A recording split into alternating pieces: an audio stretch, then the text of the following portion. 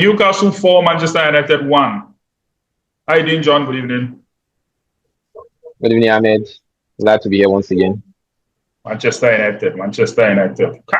Wow. The club, I don't think that club is progressing. But let's start with the major talking points before the game. Onana not being in the squad. What do you have to say about that? Were you expecting him not being in the squad? Me, I was expecting him to sit on the bench, not being in the squad. But I was shocked that he was left out of the squad. So what do you have to say about that? Well, I was not really shocked because I think yesterday thereabout I read from one of this Manchester United related website that there was an inside source that stated that Onana won't even make the bench. I'll talk much more of being in the game.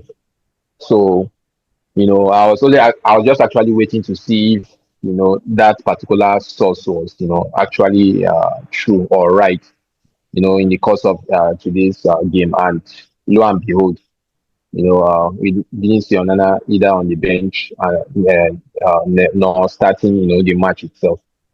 I think this is just I think one of the reasons that insider source was actually gave was for Onana to take some time off to go and cool off and maybe revitalize himself in a way because of his blunder against Lyon and also the burglary incident with his wife as well. So these were issues that I think the coach decided to give him time off to go and cool off and hopefully maybe not hopefully rather, but I think that same inside source actually said there's a certainty that he'll be back in the Lyon game. No, you should not play that Lyon game. You should sit on the bench, please. Like I said, the source actually said he will be back in the Lyon game. So it's now left for us to see if he will actually start or peradventure, be on the bench. Right. I don't even know what to even say, sir. First half. I think First half 1-1. Second half, and they scored 3 goals. I don't know. What's the other guy said? Was it John Barnes or what's his name? Harvey Barnes. Yeah. Yes. Bayendry made a mistake. What do you have to say about Bayendry's performance today? Well, one error leading to goal, the third goal. Hope you know the only thing I can say, yes. The only thing I can say is I think I was impressed with him in the course of the first half because I think that Alexander Isak's opportunity would have made that half end 2-1, but he was up to the task, and I think in my mind I was just like saying, could that have been Onana? I'm sure maybe that particular chance would have rolled into the net, but I think he made that very decent save and gave the team confidence to see if they could keep on pressing on, and we could see that at the end of the first half the game actually ended 1-1. I think I think he also tried to see how we can actually feed Joshua Zexi because of his height in terms of anytime Manchester United actually have a goal kick, and although that didn't really work out, but like I said, apart from the error that caused the third goal, it's I just say I'm a little disappointed that he considered more, because I was actually impressed with him. He considered more because of the defense. They didn't cover him. I don't know. I don't really trust these 3 at the back.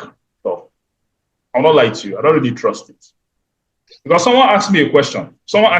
He said I should mention that Premier League coach that has played well for 2 seasons with 3 at the back. Well, I think we both know that. Antonio Conte didn't do well in his second. Yeah, he won a trophy in the second season, but it was not his second season was not as good as the first season. Same 3 at the back. Absolutely true. I don't know. It's as if the 3 at the back makes us too open. I don't know. Just my take. I don't really think so. But I say to an extent, I was not really surprised, with the outcome of the match because let's, call it spade a spade. I understand that yes, there's a need for, maybe some squad members to actually, rest, to ensure that, they recover and all. But looking at the starting lineup, I actually had my doubts. I think Harry Amas, giving Harry Amas his debut um, in place of Patrick Dogu. Then I think Harry Maguire as well in place of Lindelof. And if you look at the midfield, I think Ericsson in place of Casemiro. So the truth of the matter is when I saw the starting 11, to be honest, I had my doubts. And I think looking at the way the looking at the outcome of the match, I can tell you that I'm not really surprised because these are most of your You key carry that kind players of that squad to go and play and inform Newcastle. Newcastle. The Yes, Newcastle and it's should not be just on the top foot and after it's not just even 9 an years. informed Newcastle. It's not just an informed Newcastle, and if and you are talking about a Newcastle that also have the same energy to match you in terms of pressing football. If you look at the first half, sometimes when Man United were finding it difficult to from the midfield, finding it difficult to locate their attackers at front. You find that before these players were just being dispossessed in the course of the middle of the park because they were not quick in also trying to release the ball to the forward players. So this Newcastle team is a team that can also match Manchester United, if not even better, in terms of this high pitched pressing football. So putting someone like Christian Eriksen in that kind of game whereby it's a player that doesn't really have legs, against maybe people like Jacob Murphy, against people like Harvey Barnes, against people that like Jolinton and Bruno Gumares who are also strong midfielders. Of course, of course there are going to be issues. So like I said, seeing the starting lineup, I was not really convinced that Manchester United, could actually win the game. And we find out that before, he started bringing in some of his players. I'm talking about Ruben Amorim. I think the damage has been done. It was almost, I think, 2-1 or 3-1 thereabout. So the damage has been almost, yes, and the damage has been done already before, started bringing people like Hoyland and, and the likes into the course of the game. So, like I Now, said, Zexi is injured. not, yes, apart from about and Zexiri, I'm really sad that Zex is actually injured because you could see some nice touches between him and Bruno, and losing this kind of creative kind of player in the course of this season, it's really a big blow to us.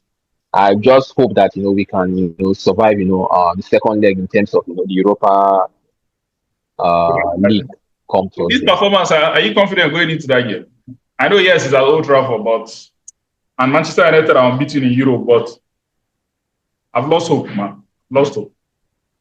Not Well, confident. And in football, I, you agree with me that in football, it's never say never because the Manchester United side that may be battered in terms of this weekend's game, might come back and put in a rated performance. But that's for us, to wait and see, what kind of performance they will put in the course of the game as regards the Europa League.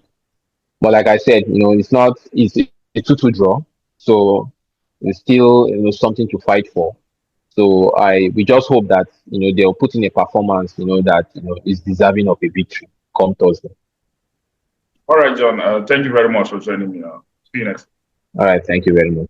Thank you very much.